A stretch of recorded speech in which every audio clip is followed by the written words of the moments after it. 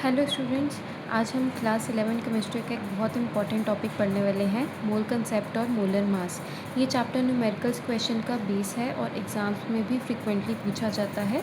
इस वीडियो के एंड तक आप मोल, अवोगैड्रो कांस्टेंट और मोलर मास को बहुत इजीली समझ जाओगे। सबसे पहले समझते हैं मोल। मोल अमाउंट ऑफ सब्सटेंस का एसआई यूनिट होता है।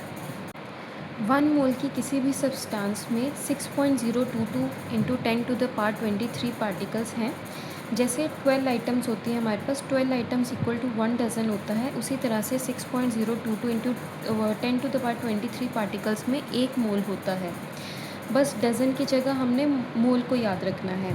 अब ये पार्टिकल्स एटम्स भी हो सकते हैं, मॉलिक्यूल्स भी हो सकते हैं, या फिर फॉर्मूला यूनिट्स कुछ भी हो सकते हैं।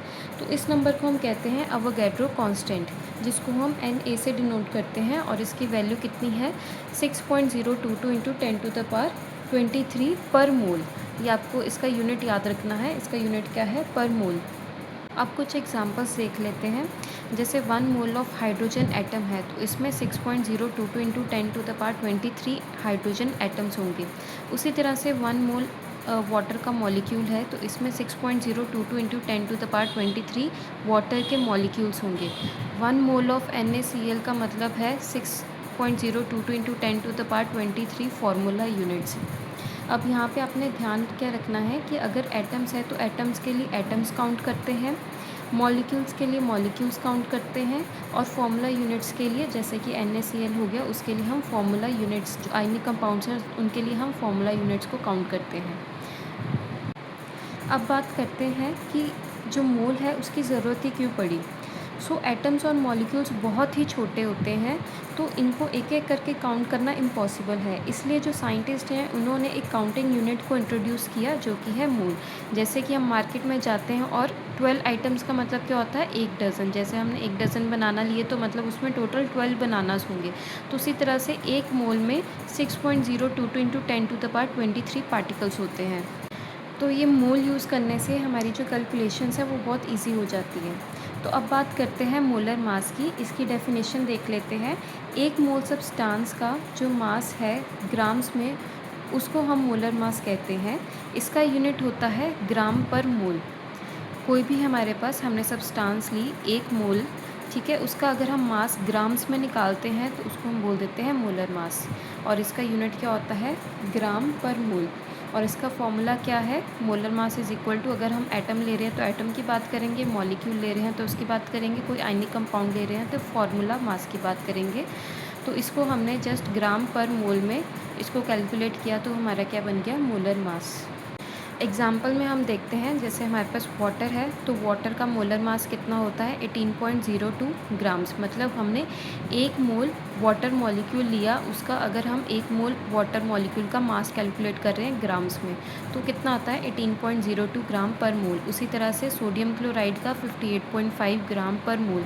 ग्लूकोज का फॉर्मूला क्या होता है? C6H12O6। इसका हमारे पास कितना आता है मोलर मास? 180.16 ग्राम पर मोल।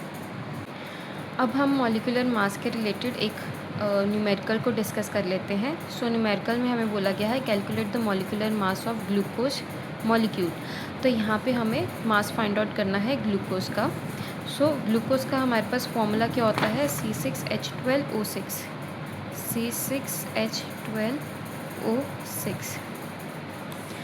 यहाँ पे हम पहले एटॉमिक मासेस देख लेते हैं। कार्बन का एटॉमिक मास होता है 12.01, हाइड्रोजन का होता है 1.008, और ऑक्सीजन का होता है 16।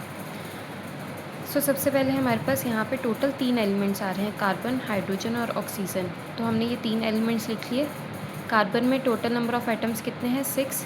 हाइड्रोजन में कितने हैं? 12। और ऑक्सीजन में कितने हैं? 6। इनका एटॉमिक मास लिख लेते हैं। कार्बन का एटॉमिक मास होता है 12.01, हाइड्रोजन का होता है 1.008, ऑक्सीजन का होता है 16। टोटल मास निकालने के लिए हम क्या करेंगे? नंबर ऑफ़ एटम्स को मल्टीप्लाई कर देंगे एटॉमिक मास से। कार्बन का टोटल मास कितना आ जाएगा हमारे पास? 72.06। हाइड्रोजन का कितना आ जाएगा? इन दोनों को मल्टीप्लाई कर लेंगे, 12.096। उसी तरह से ऑक्सीजन का हमारे पास आ जाएगा 96।